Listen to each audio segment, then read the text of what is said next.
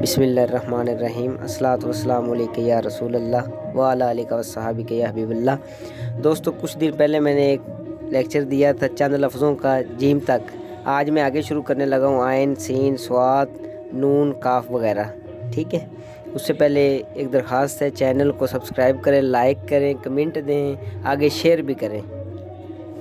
चलें शुरू करते हैं। आयन का आपको मैं तरीका बता रहा हूँ बेटा। ये नुक्ता लगाना है आपने पहले, ठीक है। ये बड़ी नोक जो है, बड़ी साइड वाली, दाई साइड वाली, ऐसे गुलाई करनी है। ऐसे ऊपर कत लगाना है, ऐसे गोल कर देना ऊपर। ये कुर्सी वाली लाइन होती है, यहाँ से पूरे कलम से ऐसे गुलाई कर देनी। ये एग की शक्ल का होता है, अंडा, ठीक है। ये 19 का जाविया होता है इसका।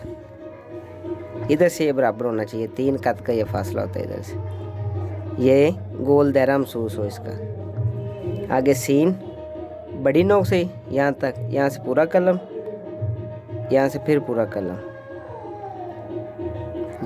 ये भी एग की शक्ल का होता है, अंडा, ठीक होगा।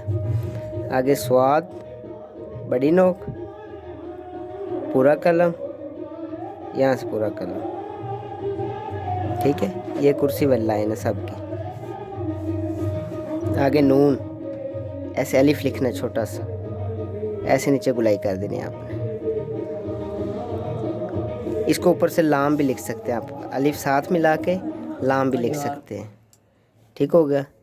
आगे काफ, नुक्तों वाला नुक्ता लगाना है, ऊपर से गुलाई कर देनी है ऐसे। ऐसे नीचे जैसे नूर गुन्ना आप बनाते हैं वैसे लिख देना। छोटी ये पूरा कलम रख के ऐसे गुलाई करनी है, ऐसे बराबर होना चाहिए इसके हिस्सा। नीचे से ऐसे गुलाई कर देनी है आपने, ठीक हो गया। ये 2 कत का फासला इसका होना चाहिए ऐसे। मीम, नुक्ता लगाना है, इस कार्नर को इसके साथ मिलाना है, ऐसे गुलाई कर देनी है आपने, ठीक हो गया। जिधर से आप लोगों को समझ नहीं दोबारा पूछ लें आप।